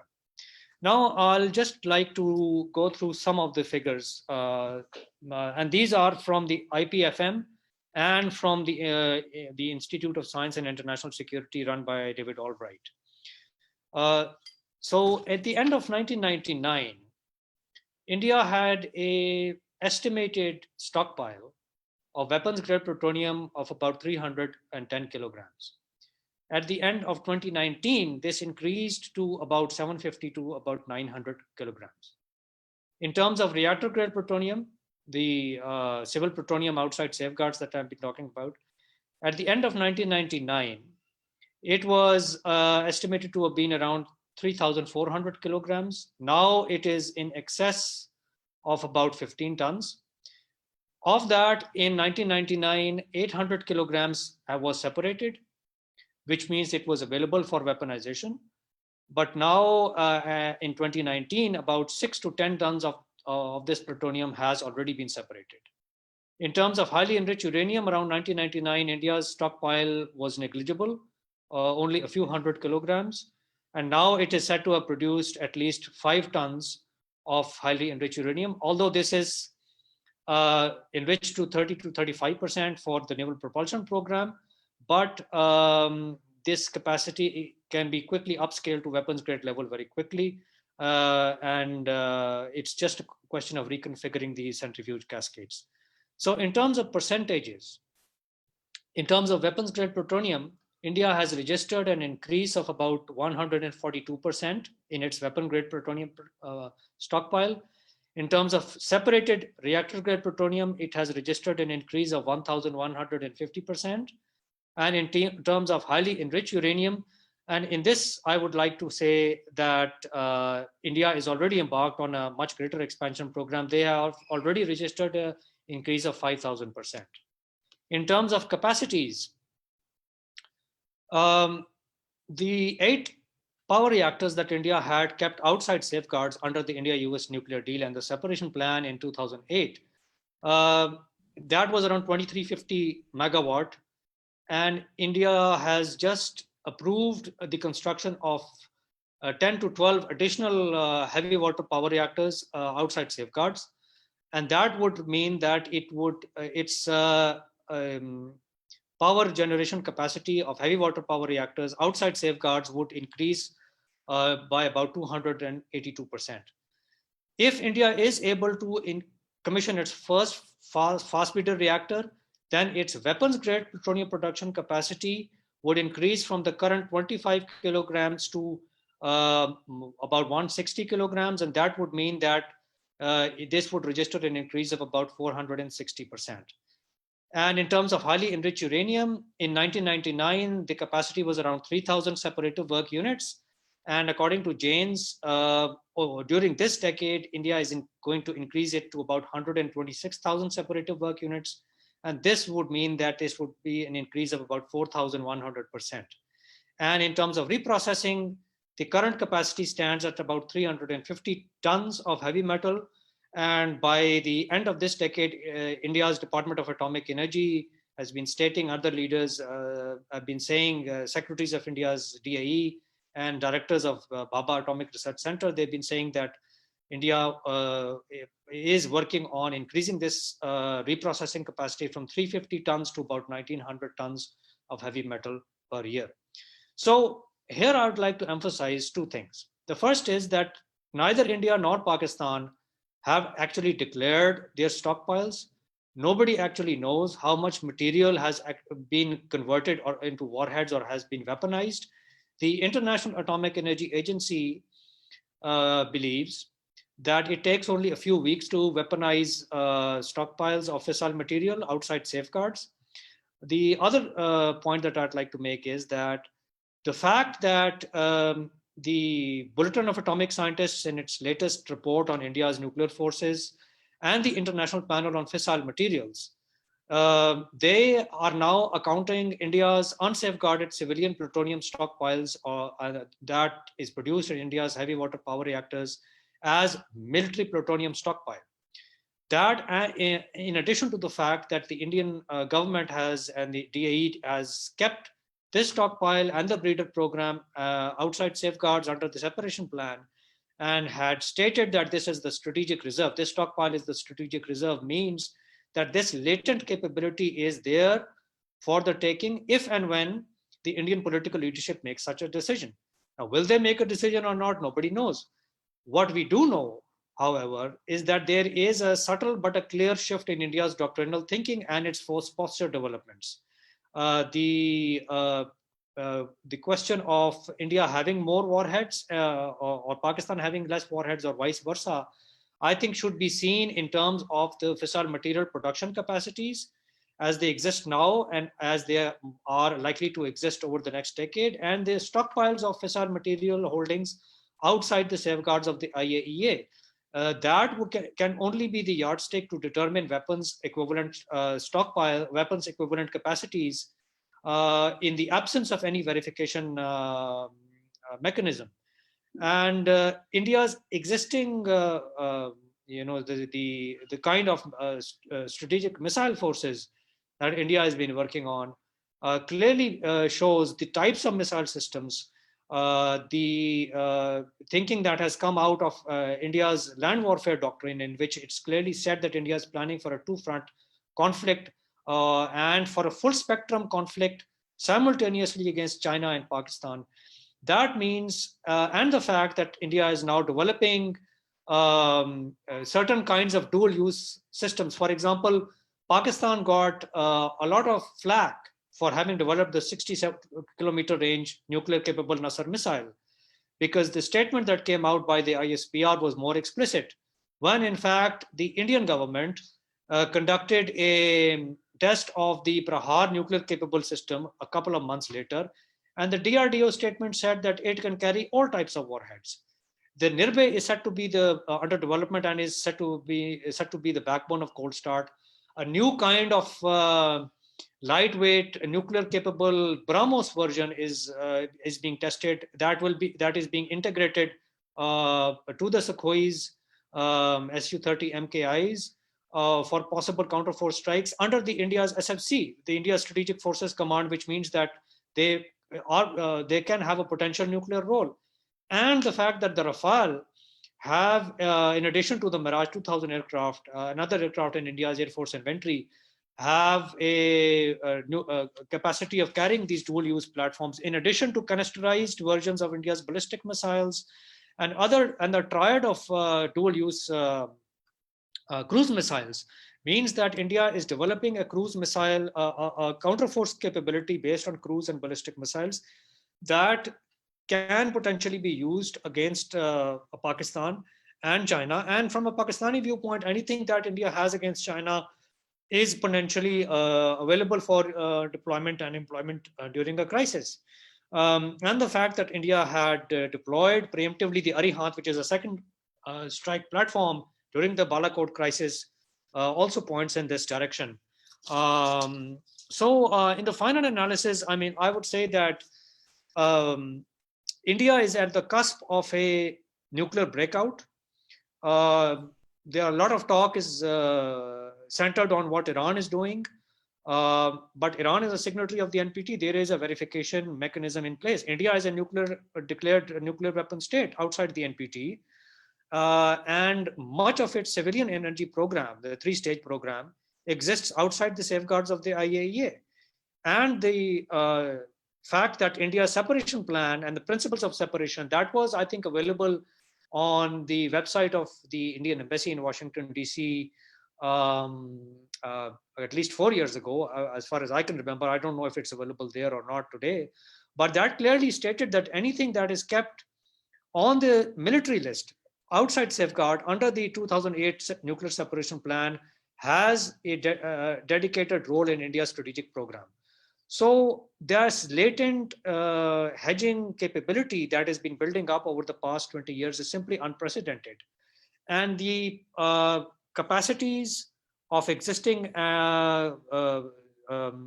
production capabilities in India's military fuel cycle clearly suggest that this expansion is probably the largest single expansion in fissile material, latent fissile material production capabilities outside the anywhere outside the NPT states. And I think that factor is now beginning to probably generate greater anxieties. Earlier, it was only Pakistan. And it also, and these figures are available in the IPFM reports and in the DAE's own annual reports. So this clearly contradicts the fact that Pakistan has a greater nuclear warhead potential than India has. And it also points to the fact that the US Department of Defense latest report, the Pentagon report on China said that now India's nuclear capabilities are now a factor in China's nuclear planning. This is the first time that this was said. And the fact that the experts at the IPFM and the Bulletin of Atomic Scientists, they are now clearly saying that the civil plutonium stockpile outside the safeguards, whether for the breeder program or not, is part of the military plutonium that India has outside safeguards, should be a factor of concern for India's neighbors, that this capability is out there for the taking if and when India's political leadership decides. And nobody knows when that decision will be made, because there is simply no safeguards mechanism in place. And in the final analysis, I would say that Pakistan is embarked on its own full spectrum deterrence development program. And in no way is Pakistan's program in terms of its existing stockpiles or projected fissile material stockpiles or production capabilities, no way is it able to actually outpace India. In fact, the asymmetry that exists today is likely to exacerbate manifold over the next decade. But as long as Pakistan is able to maintain the credibility of its deterrent and an effective triad for a survivable nuclear force, I think the existing trajectory and planning should be sufficient for its deterrent purposes. Thank you. Thank you, Dr. Mansoor. I thank all the panelists for their valuable remarks and wonderful presentations. Now we are moving towards question and answer session to further the ongoing discussion. We have few questions in our chat box and some others are coming in this session. As this session is live on YouTube and Facebook as well, so we will take some questions from our social media handle as well. So first question is from Dr. Adil. Sir Humar Rahman from CISS asks that Will the India-US Basic Exchange and Cooperation Agreement give US access to Indian command and control system? If yes, what could be the potential utility in crisis management in South Asia? And related to BICA, Khalik Ahmed asks what is and what will be the response of China on BICA? Okay. Thank you for asking these questions. Ms. Shoma, as I stated, the technical details that are not made public and are not likely to be made public, the contents of BICA agreement. But that was one of the apprehension by the Indians once they finalized this agreement, that some of the data that will be accessible to United States and that can be shared potentially to Pakistan. So they have inserted that clause that even if that data is available to United States, they will not share with Pakistan. And we all know they would have never shared it, but that also indicate probably, yes, they will have access to sensitive information from the Indian military, not necessarily about the command and control, because India would like to jealously guard its command and control, but the details are not very specific about this. The second question is about Khalik. I also read this question, so I'll respond. As I said, we should not see this arrangement, whatever is happening between India and United States, as a zero-sum game, that since India is moving towards United States, so Pakistan should explore options and join hand with Russia and China. This is not the Cold War 1.0. This is a different model. And Pakistan probably would be better off not siding or not being part of any such arrangement, which can lead to potential problems for Pakistan. So in terms of, you said what Pakistan can do, it's, I think Pakistan needs to, for now, what Pakistan can do is, instead of looking for a counter to BICA agreement, it needs to focus on its ISR capabilities, its indigenous ISR capabilities, and probably for the time being, these are good enough. But for the future, yes, definitely, if the threat perception rises, where Pakistan can perceive that India or United States is this information or situational awareness or the evolving doctrine that can become potentially threatening to Pakistan, it might have to then look for other means to get that kind of information where it can develop its counter responses also to India's potential military action. But in some, I don't think so. If India is doing, we should be replicating, or we should be reacting that by joining hand with Russia or China. So I just responded because his question was quite elaborate. I hope I have answered his question, Khalik's question. Thank you. Thank you, sir. Our next question is from for Dr. Rajesh. This is from Dr. Mansoor Khan.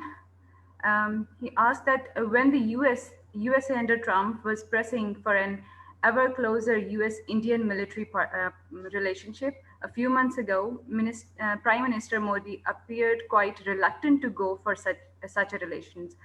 Do you think that this is due to concern with India's economic relationship with China, or is India somehow suspicious of US intentions? In other words, is India looking at the US-Pakistani relationship, especially since 9/11, and taking its clues from this case study?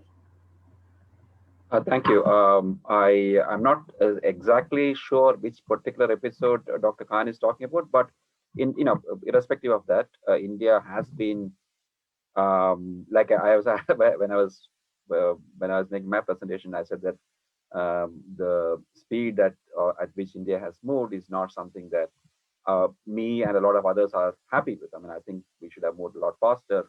I mean, I've been fairly open about that. I've written a lot about that. So India does have a tradition of being reluctant to partner with, in a military sense with other countries. And so I think it is not so much about fear of the US doing something to India, so that 9/11, post 9/11 sort of Pakistani experience is not necessarily not something that we are looking at, but I think there is a Indian strategic culture is such that India is tends to be a lot more a lot more reluctant to go beyond a point in terms of partnering with other countries. I mean, India has of course never had a formal alliance or had even a military relationship, even though we briefly in 62 and 71 we did briefly sort of get close to the US and the Soviet Union respectively, but we never, we quickly got out of that as soon as the crisis was over. So I think the reason for that, to the extent that there is any, as others have, Dr. Sultan and others may talked about the fact that we have, India has signed all these foundational agreements, but the foundational agreements took 20 years, oh sorry, not 20 years, but about 10 years, 10 to 12 years, some of these agreements to be signed, which are basically things that are fairly routine agreements, not even significant agreements, but after 10 years of debate that we signed it. So that again indicates the same point, which is that India tends to be quite reluctant about these kinds of partnerships. If India is nevertheless moving in that direction, it is thanks to China. So I mean, China sort of helped India move in that direction. But otherwise, I think it's entirely domestic reluctance to partner with any country in anything in a form that might appear to be an alliance. And so strategic autonomy, as the term goes, is very strongly held view in India. Thank you, Dr. Rajesh. Next question is for Dr. Naeem Salik. Adilur Rahman asks that what are the implications of increasing India-US strategic relationship vis-a-vis Indo-Russia long-term defense ties, as India has huge number of Russian weapon systems in service? I think if you have a look at the history, India has been very successful in maintaining a balance in its relation with the two major powers.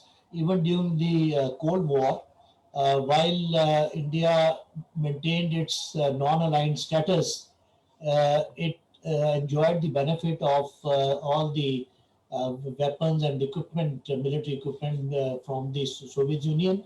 And once it had a border war with China in 1962, the US came running and piled up equipment worth 9 mountain divisions in India. So they have been very successful even during the Cold War years in maintaining relations with both countries. We also know that after the 74 test, the Soviets did not condemn India because they said if we do that, India will go closer to US. And US did not condemn India's action because they said if we condemn India's action, they will go deeper into Russia's lap. So because of, I think, India's size and its importance, and now particularly as we know, it's a huge market. So because of those reasons, none of these two countries would like to antagonize India. And so India, I think, while it is continuing to have this relationship of arms supplies from the Soviet Union, because it cannot just give it up. Most of its military is equipped with the Soviet equipment and Russian equipment, so it cannot replace it. So it has to continue with that, and therefore it will keep it open, and it's a good source of hard cash for the Soviets, for the Russians. So they will not like to lose this market. So the mere attraction of this huge market potential of India will keep both the major powers interested in India. Thank you, sir. Next question is for Dr. Mansoor Ahmed. Sumaida Malik asks that, keeping in view the latent nuclear capabilities and the PMD program as elaborated by Dr. Mansoor and Dr. Salik, what would be the viable option for Pakistan, since this steady but extremely slow missile development proves detrimental to the strategic stability in South Asia? Well, my first observation is that I would respectfully disagree. This is not extremely slow. We can have a separate webinar on comparative developments on the missile and nuclear programs of India and Pakistan in terms of the kind of capabilities that have been growing over the past 20 years.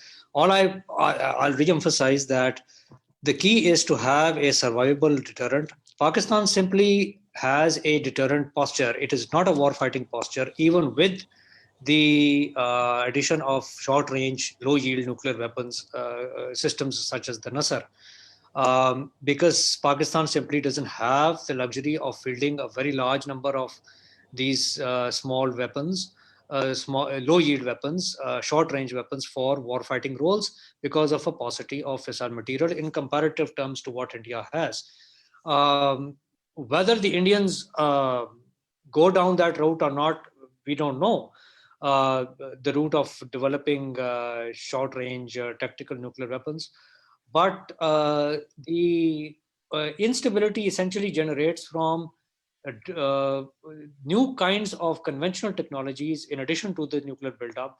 Hypersonic systems, a conventional, a well-timed, targeted, coordinated, saturated attack using conventional precision-guided cruise missiles against Pakistani command and control strategic assets or deployed strategic systems, low yield, short range missile systems in the field can have potentially escalatory consequences. And that can be misconstrued by one side. The other point is that as long as Pakistan has a survivable force that is able to inflict unacceptable damage on India as a viable nation state, I think the credibility of Pakistan's arsenal will can be assured, and Pakistan really doesn't need to go get into this tit for tat nuclear arms race or get into the war fighting mode whatsoever.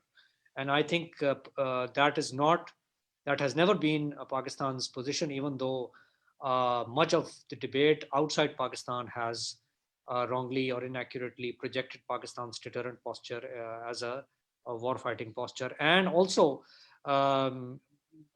wrongly attributed Pakistan's program as being fastest growing and India's program as being slow growing. I mean, at least that's my viewpoint, and I'm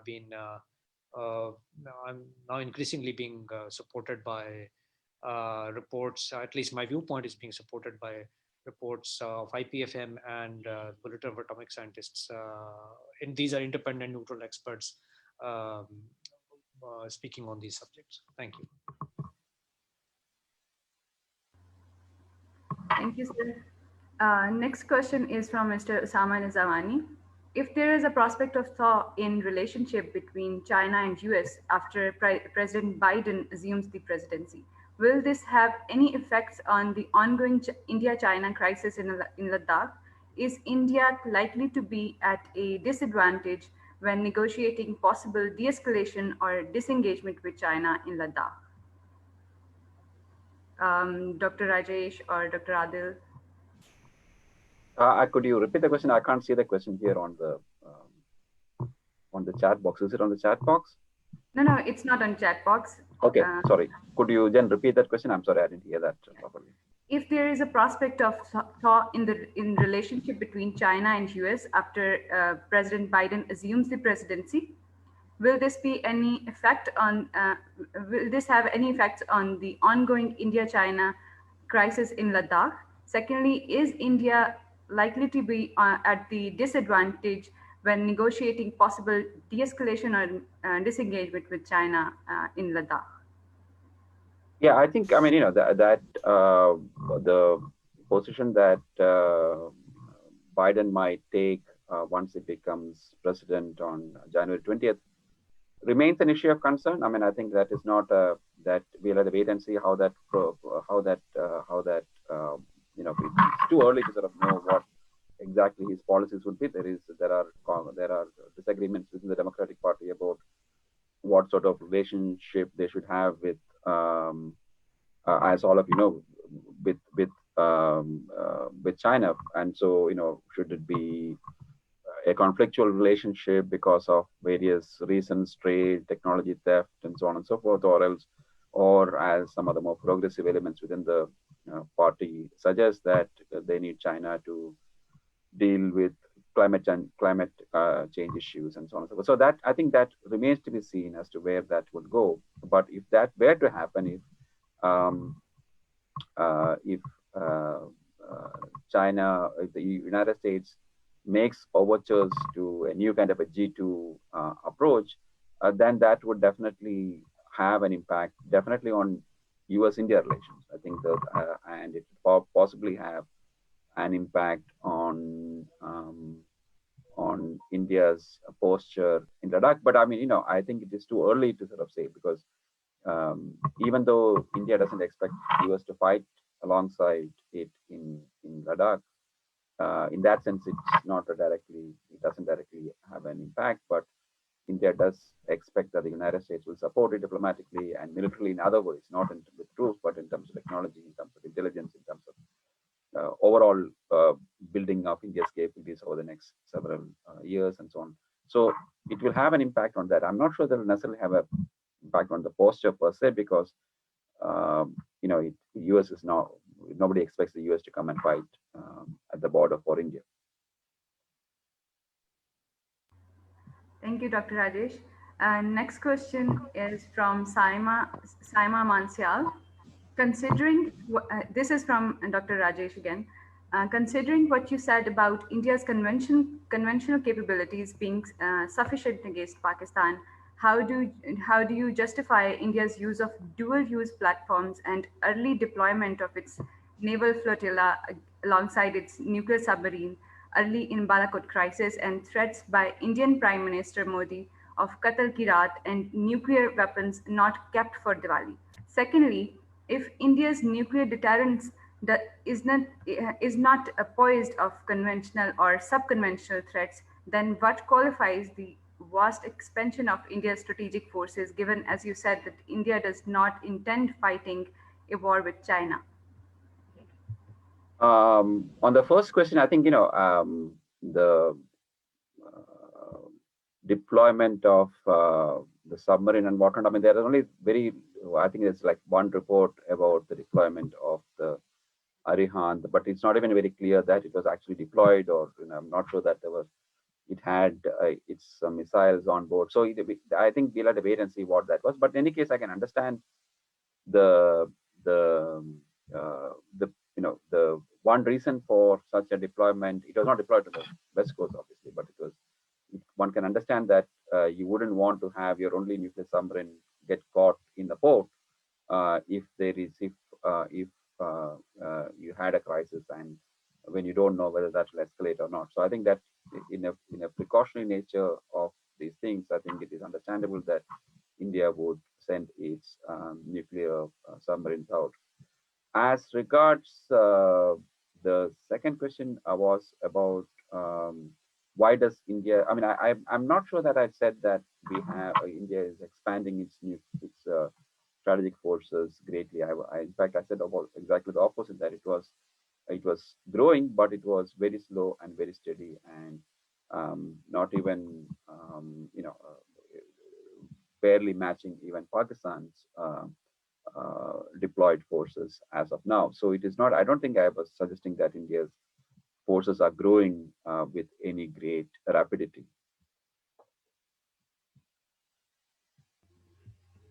Thank you, Dr. Rajesh. We still have few questions remaining, but we have a time limitation. I would like to invite Ambassador Ali Sarwar Naqvi to conclude the session. Please, sir.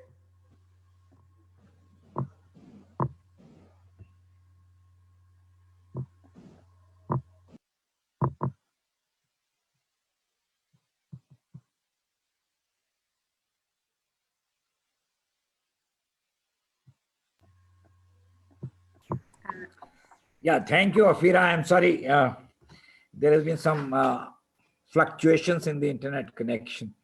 And even now it says your network bandwidth is low. Can you hear me? Okay. Yes, sir. Sorry. Are you? We can hear you, sir. We can hear you. Go ahead. All right. Good. Okay. Thank you for all the speakers in the panel for a very, very useful discussion and highly knowledgeable and uh, well informed presentations have been made, which was a delight to hear. And I think I will begin with uh, Dr. Rajesh, uh, who gave an Indian perspective on India's missile and nuclear programs, and his key points were very interesting, and that capabilities and behavior matter when discussing strategic stability in South Asia. And of course, he has talked about Pakistan's supposed use of terrorism as a strategy,